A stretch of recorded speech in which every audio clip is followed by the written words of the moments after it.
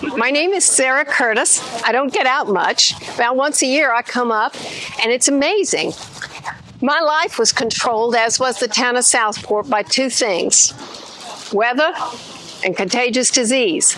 When I've come up, I've been surprised to see people in masks, just like we had them. We were wearing them for the influenza and all sorts of communicable disease that control this community. And one year I came up and there was debris everywhere. Looks like hurricanes are still an issue. So the things that controlled existence in Southport in my time are still the important issues.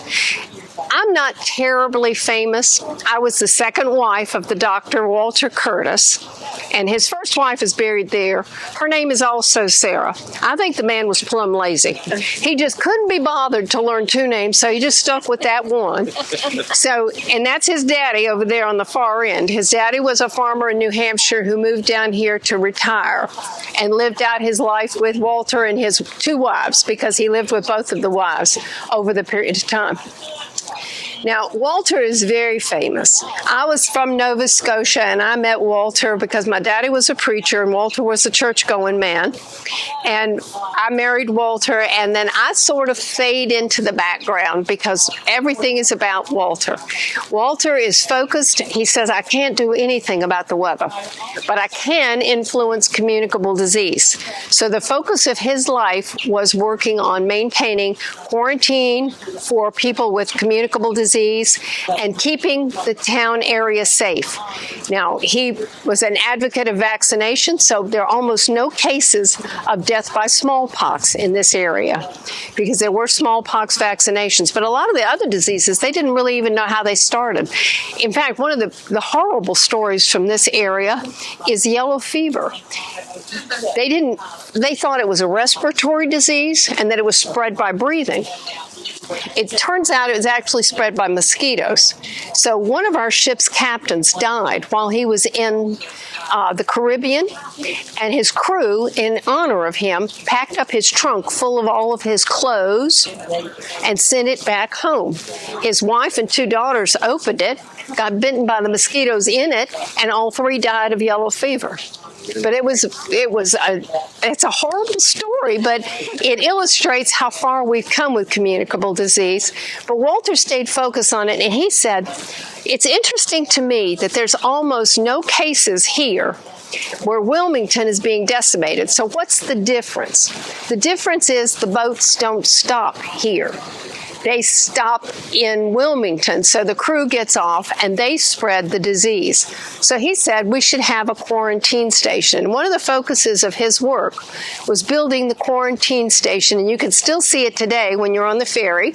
You'll see the big concrete block out in front, and that was the base of the quarantine station. And Walter said, by doing this, we can isolate people who have communicable disease, who present a threat to the community, and he was able to significantly affect the spread of disease. So that was one of his focuses, but he spent much of his career on the development of the quarantine station, the building and the plans and everything. But when it was finally opened, the federal government opened it and did not appoint Walter to run it. And he was deeply hurt that the job was given to someone else and not him, because it had been his life's work. So you're probably wondering, what brought Walter to Southport in the first place? Well, first of all, it was called Smithville when he got here. And he was a young man growing up in Hopkinton, New Hampshire. And he was about 16 years old, and he went to Dartmouth. He's very young, but accomplished. He was a good musician. He was a good reader. He knew math and languages. So he went to Dartmouth, and he starts school at Dartmouth, and he's doing very well.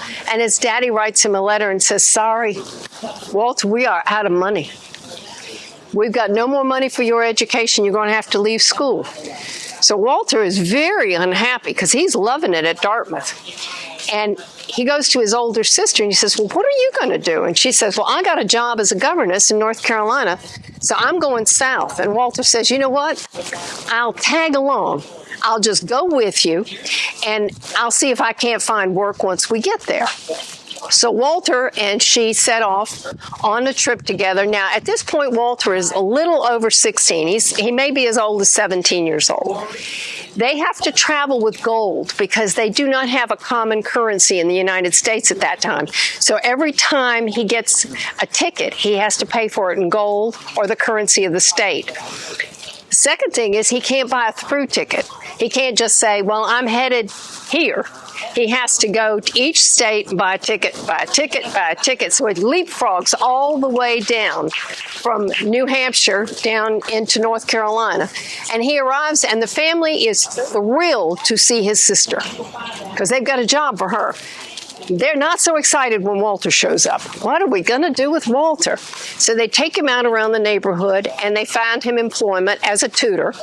And Walter takes the job, and he makes enough money that he thinks he is pretty well heeled.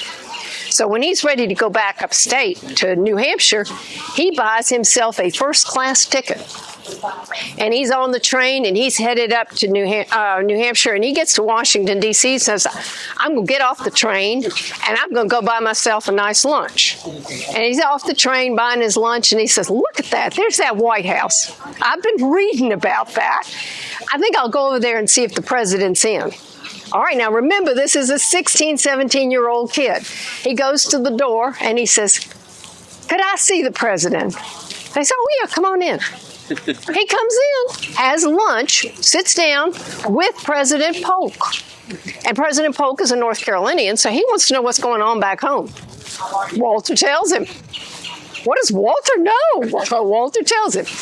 And then Walter says, I'd like to see the rest of the place, see what you've done with it. So he takes a tour of the whole White House. These days, you can't even walk across the ellipse. But in those days, the president was approachable, and there was always lines of people that could come in and see him, and Walter was one of them.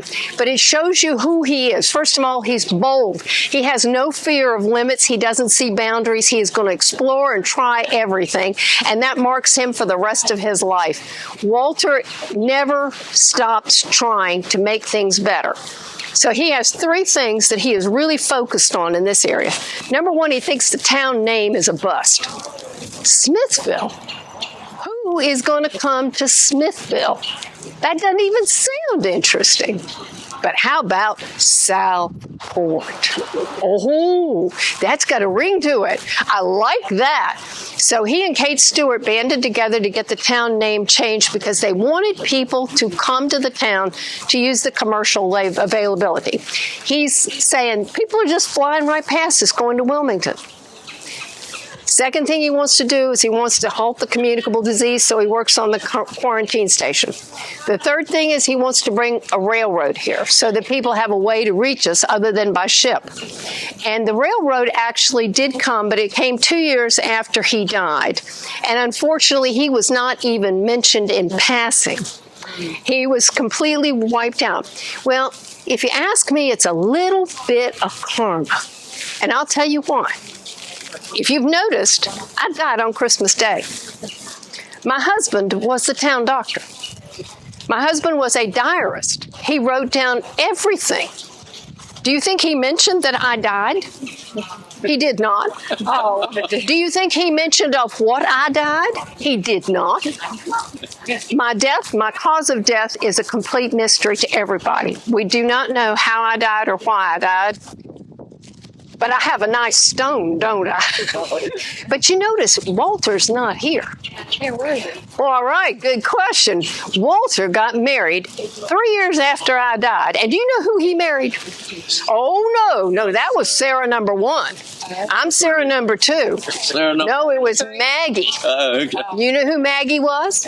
Maggie was my bridesmaid. Oh, you're starting to smell a rat, aren't you? You say, oh, wait a minute here, Walter. This doesn't look good. Walter married Maggie, and they had 3 children that lived. They had a fourth, a little girl who died at birth. But the 3 boys all grew, and they had very successful lives. But Maggie was one pretentious gal. And she said, being buried in Southport is too low class for me. I need to be buried at Oak Lawn in Wilmington. So that is where you will find Walter and Maggie. Me, I'm fine right here in Southport. I think it's beautiful. I love being in here and coming up once a year just to see what's going on makes me happy. I love it here. So I hope you all have a wonderful day here. Enjoy every minute. Thank you. Thank you. I appreciate that.